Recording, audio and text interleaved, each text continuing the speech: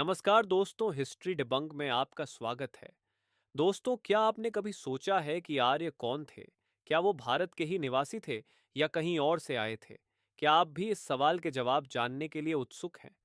तो आज हम आपको इस विषय से जुड़ी सभी जानकारी देंगे कि आर्य कहाँ से आए थे, उनके आगमन के पीछे की कहानी क्या है और इस पर आधारित शोध और प्रमाण क्या कहते हैं।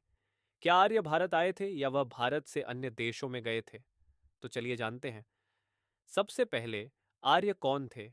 आर्य एक भाषाई समूह से संबंधित थे, जिन्हें आम तौर पर इंडो ईरानी भाषाओं के रूप में जाना जाता है। ये लोग इंडो यूरोपीय भाषा से जुड़े थे, जिसकी शाखाएं यूरोप से लेकर भारत और ईरान तक फैली हुई थीं। भाषाई विशेषज्ञों का मानना है कि इनकी भाषा एक प्रोटो इंडो यूरोपियन भाषा से विकसित हुई थी, जो लगभग 4500 से 2500 ईसा पूर्व के बीच पोंटिक कैस्पियन स्टेपे इलाके में बोली जाती थी। यह क्षेत्र आज के यूक्रेन, रूस और कजाकिस्तान के आसपास है। यही वो इलाका है जहां से इनकी यात्रा की शुरुआत हुई थी। आपने देखा होगा कि संस्कृत, फारसी और यूरोप की कुछ भाषाओं में भी काफी समानताएं हैं। ये समानताएं आर्यों की भाषाई विरासत का हिस्सा हैं, जो उनके प्रवास के दौरान दुनिया भर और भारत में फैली। अब सवाल उठता है कि आर्य भारत में कैसे और कहां से आए। आर्यों के आगमन को लेकर सबसे मशहूर सिद्धांत है कुर्गन थ्योरी। इसे प्रस्तुत किया था पुरातत्वविद मारिजा गिम्बुटास ने। उनके अनुसार यमनाया संस्कृति के लोग, जो पोंटिक कैस्पियन स्टेप्पे क्षेत्र में रहते थे, कुशल घुड़सवार और रथ चालकों के रूप में जाने जाते थे।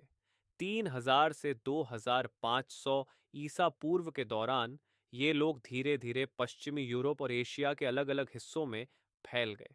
उनका प्रवास बहुत संगठित था, जिसमें रथों का बड़ा योगदान था। यही लोग आगे चलकर यूरोप और भारत में आर्यों के रूप में पहचाने जाने लगे। यमनाया संस्कृति के प्रमाण हमें घोड़े, रथ और कुर्गन यानी बड़े दफन के टीले के रूप में मिलते हैं। ये कुर्गन दक्षिण रूस से लेकर भारत तक फैले हुए हैं, जो आर्यों के प्रवास का प्रमाण देते हैं। भारत में आर्यों का आगमन भारत में आर्यों का आगमन लगभग 3500 से 1500 ईसा पूर्व में माना जाता है। इस समय भारत की प्रसिद्ध सिंधु घाटी सभ्यता अपने पतन की ओर थी। आर्यों ने उत्तर पश्चिमी दिशा से भारत में प्रवेश किया और वैदिक सभ्यता की नींव रखी। अब यहाँ पर एक दिलचस्प बात यह है कि आर्यों के आगमन के साथ ही संस्कृत और वैदिक विद्या का प्रसार हुआ। ऋग्वेद, जो कि सबसे पुराना वैदिक ग्रंथ माना जाता है, लगभग इसी समय रचा गया था। इसमें हमें आर्यों के जीवन, उनके देवताओं और उनके रीति रिवाजों की झलक मिलती है। यहाँ यह भी ध्यान देने योग्य है कि आर्य एक योद्धा समाज था, जो कृषि और पशुपालन करते थे। उनके समाज में देवताओं की पूजा का विशेष महत्व था। इंद्र, अग्नि और वरुण जैसे देवता उनके प्रमुख थे। भाषाई और पुरातात्विक साक्ष्यों के साथ साथ हाल के जेनेटिक शोध भी आर्यों के प्रवास का समर्थन करते हैं। भारतीय उपमहाद्वीप की जनसंख्या में स्टेपी इलाकों से जुड़े आनुवांशिक प्रमाण मिले हैं। हाल के जेनेटिक अध्ययनों ने यह साबित किया है कि भारतीय आबादी में एक आनुवांशिक मिश्रण है, जिसमें स्टेपी डीएनए भी शामिल है। यह सबूत बताता है कि लगभग 2000 से 1500 ईसा पूर्व के दौरान भारतीय उपमहाद्वीप में बाहर से लोग आए थे। यह समय वही है जब आर्य भारत आए थे और यहाँ की वैदिक सभ्यता का हिस्सा बने। हालांकि आर्यों के आगमन को लेकर एक और थ्योरी भी है, जिसे आर्य ईरानी संबंध और आउट ऑफ इंडिया थ्योरी कहा जाता है। आर्यों के आगमन से पहले उनका एक समूह ईरान की ओर भी प्रवासित हुआ था। ईरान में रहने वाले आर्यों ने अवेस्ता जैसे धार्मिक ग्रंथ लिखे, जो भारत के ऋग्वेद से कई मामलों में मेल खाते हैं।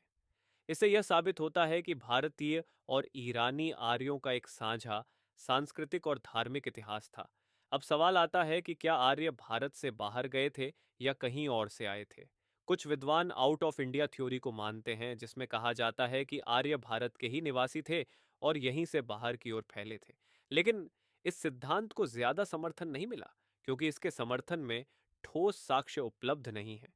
तो दोस्तों, आर्यों के भारत में आगमन ने भारतीय इतिहास और संस्कृति को गहरे रूप से प्रभावित किया। उनके आगमन से न सिर्फ वैदिक साहित्य का विकास हुआ, बल्कि उनकी भाषा, संस्कृत और धार्मिक परंपराएं आज भी भारतीय समाज का महत्वपूर्ण हिस्सा हैं।